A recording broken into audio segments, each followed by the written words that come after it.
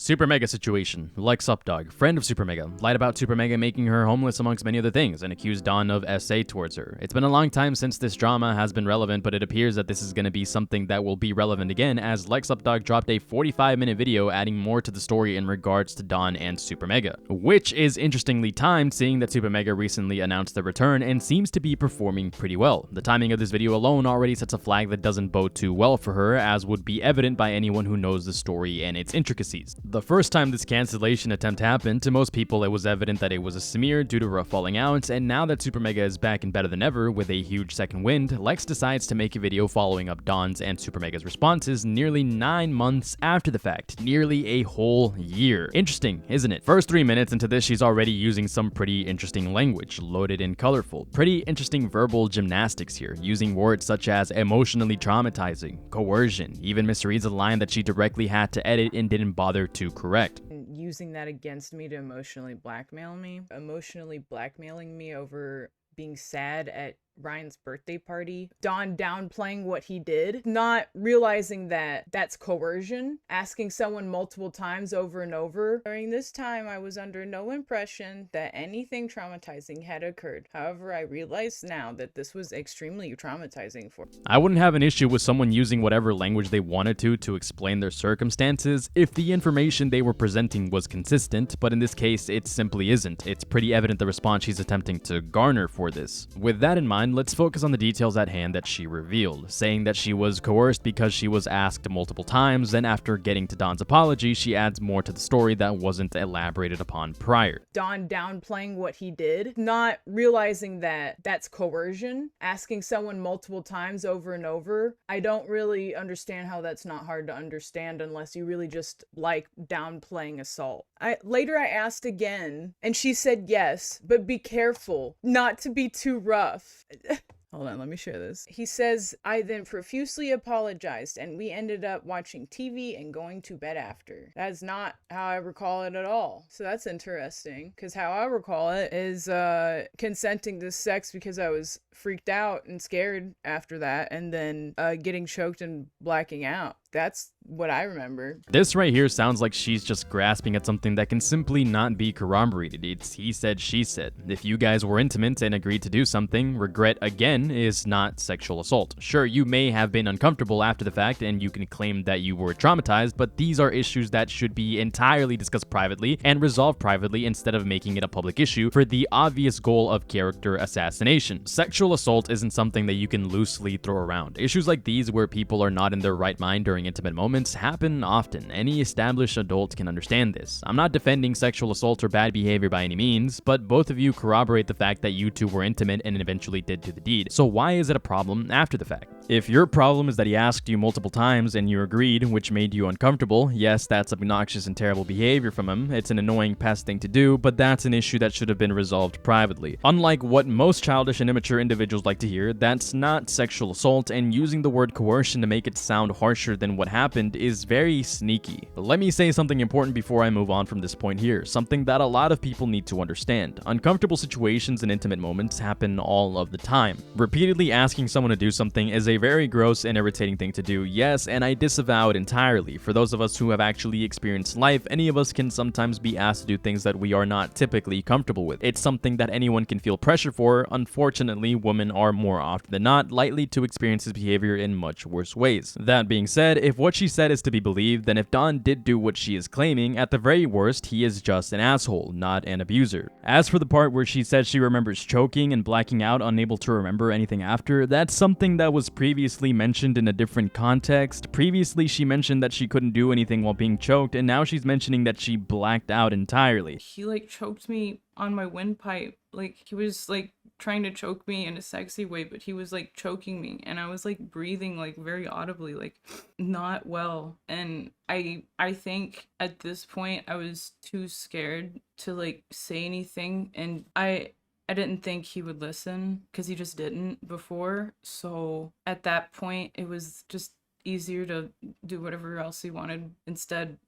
go through that again. This is a somewhat different story than what we were told at first. All of that is if we can take what she's saying at face value, seeing as Lex has been caught lying in the past and her story has yet to remain consistent even in this video. Her credibility isn't entirely there. Something else I want to really highlight is how she's subtly changing the story and implicating Dawn of admitting to doing something by recontextualizing the words presented in an apology that she's only briefly grabbing excerpts from. The man who assaulted me essentially admitted that he did it a very roundabout, terrible way. I mean, obviously somebody that would do that wouldn't admit to it, but he corroborated my story and hid it in real time. And people caught on to it after he had deleted the first one that incriminated him more and began to hold him accountable for being a weirdo and a creep and lamenting his wrongdoings because they liked his art or respected him. On top of that, she added additional details that weren't mentioned prior.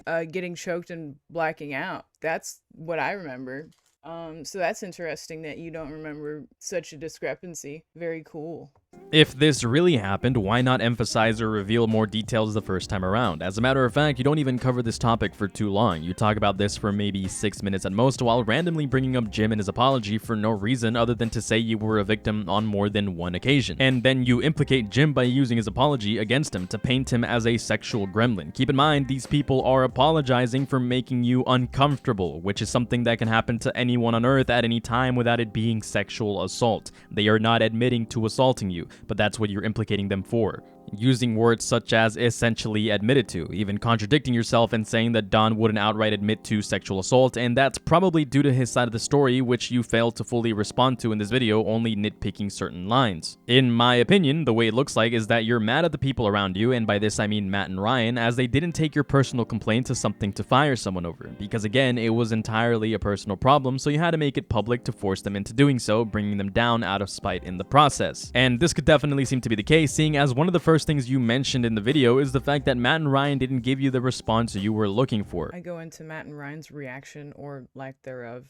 As a matter of fact, this is more than just the case, as further in the video you specifically call out Matt and Ryan for not taking accountability for... The true lack of accountability stems from a lack of condemnation from Matt and Ryan to Dawn. How? Well, they decide to focus on publicly shaming me for speaking out about what happened rather than simply condemn what took place. They knowingly use their social influence to shift the audience focus from Dawn and their actions to questioning my motives and shifting the blame onto me. For what? These people aren't your babysitters. They don't owe you anything. They don't need to say anything in regard to something personal like this. As far as they're concerned, they don't know what happened in your personal life and probably didn't have enough information to fire someone, seeing as they probably had two different sides of the story, which would explain why they would want both of you to meet and talk these issues out. But you did not want to do that. You did not want to talk about these issues at hand. You were adamant about that. I go into Matt and Ryan's reaction or lack thereof and detailing their dishonesty towards me after coming forward about the assault by Dawn, asking with help to avoid him, and the subsequent attempt to make up without my consent. You even have an entire segment in your video where you specifically call SuperMega out again for all of this, but you provide no solution for this yourself except wanting to get back at Dawn. It's very vindictive. It's funny, really, because throughout this segment, you claim that you don't have a vendetta. From how passive-aggressively Ryan words his post, I don't know if Ryan understands why victims speak out at all. They speak out on what happened as if I'm only bringing it up because I'm mad, a personal vendetta. They phrase everything as if this event happened in a vacuum, rather than this being the eventual outcome of pledging support to someone, then ignoring and gaslighting them when they want to talk, making the choice to say that everything I said except for the assault was a lie and putting it into question, and also claiming that everything that wasn't written explicitly in writing was a lie, while also claiming to support me, have supported me right out the gate, before shifting negative focus onto me rather than having any words to say about the guy who assaulted me. Yet you contradict yourself by directly stating that you have an issue with the way they handled the situation, which they really had no reason to handle in the first place. What's consistent in the videos you posted so far is that you made two very long videos where Dawn is only a fraction of the topic of discussion, something that you put in the forefront of everything. Yet despite that, what also remains consistent is that the majority of your videos is specifically targeting Matt and Ryan, people who don't owe you anything. It's clear that you do have a vendetta here. You want yourself to be the center of attention while also detracting, insulting, and making everything they did out to be a net negative to make it seem as if they harmed you. You even try so hard to make yourself the good guy in the situation that you can't help but to bring up Daniel and his passing as something that they treated incorrectly in an attempt to smear them. This is something that happens several times throughout your video. This post, Ryan does not clarify any of the assumptions that he was making about my video description, whatever, saying whatever that means, assuming everything he didn't know about was about Daniel. For some reason, Ryan's retelling of events and quotes attributed to me are spaced out throughout the post, and in doing so, makes it seem as if I went on a tirade about how his friend committed suicide and not a part of my 2-hour video that is less than 15 seconds long. He passive-aggressively acknowledges that he did not want to talk about it, which I had no idea about aside from the fact that he rejected talking about things over a year ago. So I'm not sure how I would have known unless I could read your mind, Ryan. And despite that, my quote is attributed to Matt, to which you both had the same justification, to which I say, that's fine, but if you're going around being a douchebag and then you start telling people that didn't know your friend that killed himself that he was a coward, it's gonna be kind of hard not to take it as a actual insult. My only ever way of having found out that Ryan was uncomfortable was when I read it when the rest of me and his 300,000 followers did. Rather than having the chance to have spoken to him in private before going public, an offer I've extended multiple times when apparently I shouldn't have. In this post, Ryan passive-aggressively demands I seek accountability. To assume that I was speaking on Daniel is disgusting. Did you even watch my video?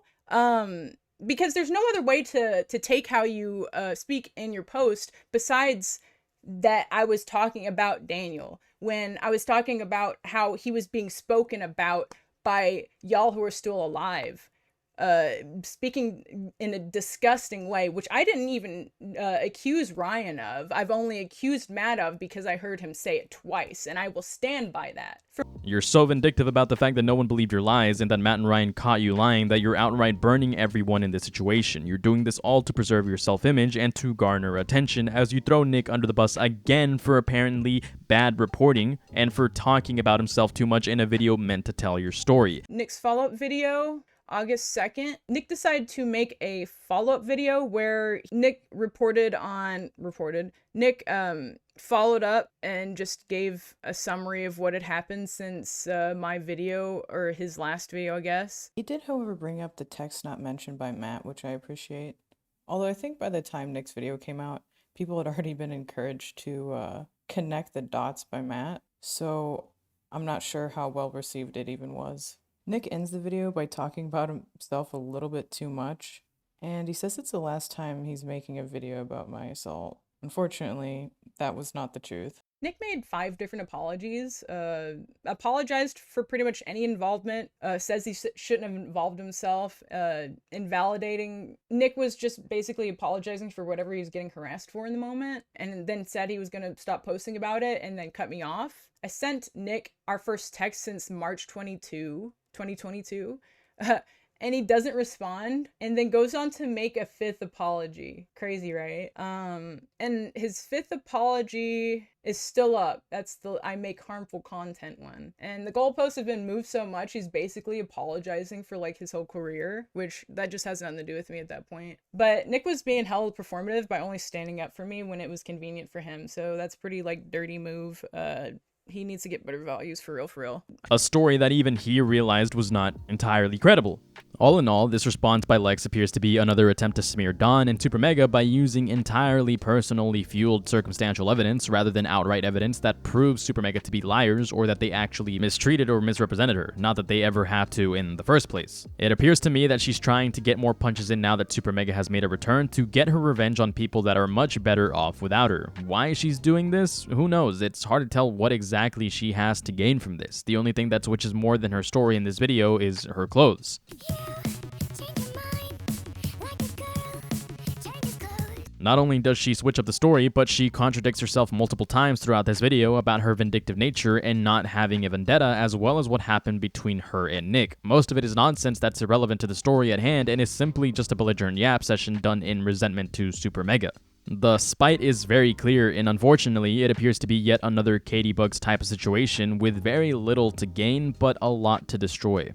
Before I end this video, I want to make it very clear, Don may have been an asshole, Don may have made Lex uncomfortable. That's something that we can speculate on or accept as fact, but he didn't sexually assault Lex. This issue is something that could have been entirely resolved privately, like mature adults. I'm not defending Dawn by any means. If he did make her feel uncomfortable, that's something that I'd admonish anyone for, and it's not something that a lot of people deny, but it's no reason to turn around and attempt to cancel an organization that had no involvement in the private relationship between two adults.